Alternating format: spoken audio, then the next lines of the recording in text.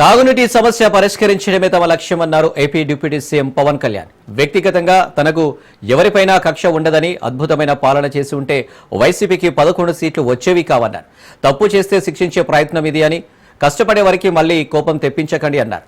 తప్పు ఒప్పులుంటే చెప్పాలి, సరిదిద్దుకుంటాం, కానీ తాటాకు చప్పులకు భయపడేవారు లేరు ఇక్కడ అన్నారు.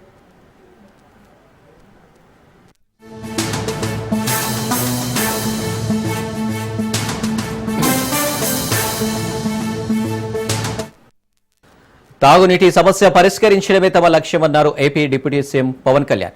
వ్యక్తిగతంగా తనకు ఎవరిపైనా కక్ష ఉండదని, అద్భుతమైన పాలన చేసి ఉంటే వైసీపీకి 11 సీట్లు వచ్చేవి కావన్నారు. తప్పు చేస్తే శిక్షించే ప్రభుత్వం ఇది అని, కష్టపడే వారికి మళ్లీ కోపం తెప్పించకండి అన్నారు.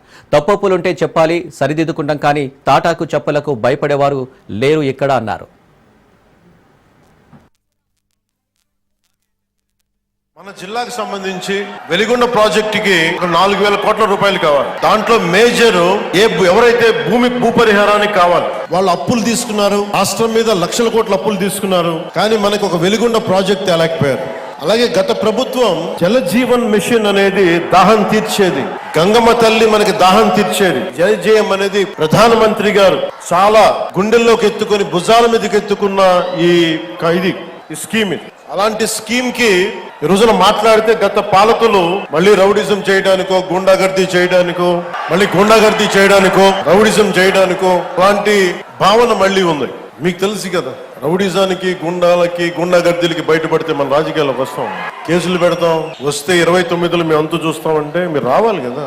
మీరు ఎలా వస్తారో మేము చూస్తాం. నాకు వారి మీద, వైసీపీ నాయకుల మీద ఈ రోజు చెప్తున్నాను, మొదటి చెప్తున్నాను, వ్యక్తిగతంగా నాకు ఎవరి మీద కక్ష ఉండదు. మనస్ఫూర్తిగా గుండెల మీద ఆత్మసాక్షిగా చెప్తా, నాకు ఎవరి మీద కోపం ఉండదు. సగటు మనిషిలో, ఈ దేశంలో ఉన్న సగటు మనిషికి, సగటు మధ్యతరగతి మనిషికి, సగటు రైతుకి, సగటు యువకుడికి, సగటు యువతకి మీరు కనుక భయభ్రాంతుల్ని క్రియేట్ చేస్తే దాన్ని ఎదుర్కొనే కదా ఇక్కడ దాకా వచ్చాం. మీకు 151 సీట్లు వచ్చినప్పుడు కదా, నేను 2 చోట్ల ఓడిపోయినప్పుడు కదా మేము ఎదుర్కొని బలంగా నిలబడింది.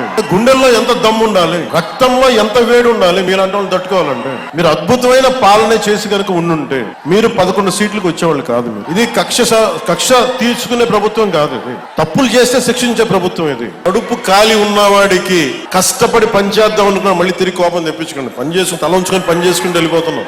గౌరవ ముఖ్యమంత్రి శ్రీ నారా చంద్రబాబు నాయుడు గారి నాయకత్వంలో ఉన్న ఎన్డీఏ కూటమి నడుపుతున్న ఈ ప్రభుత్వంలో తప్పులుంటే ఖచ్చితంగా చెప్పండి. ఖచ్చితంగా చెప్తే మేము సరిదిద్దుకుంటాం, లేదా వివరణ ఇస్తాం. అంతేగాని మేము కుత్తుకులు కోసేస్తాం, రంపాలు తెస్తాం, రంపాలు పెట్టి కుత్తుకులు కోస్తాం అంటే మీకు తెలుసు కదా, అలాంటి వాటికి తాటాకి చప్పుళ్ళకి మేము భయపడం.